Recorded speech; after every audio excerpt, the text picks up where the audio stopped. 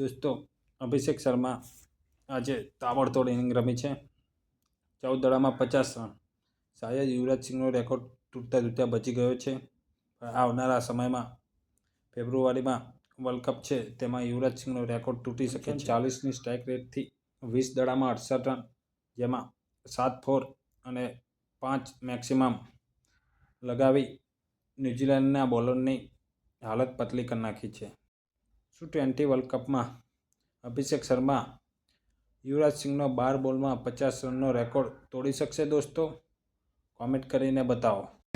तुझ पे कोई गम की आँच आने नहीं दूं, तुझ पे कोई गम की आँच आने नहीं दूं, कुर्बान मेरी जान तुझ पे शाद रहे तू, कुर्बान मेरी जान तुझ पे शाद रहे तू, मैं वतन वतन मेरे आबाद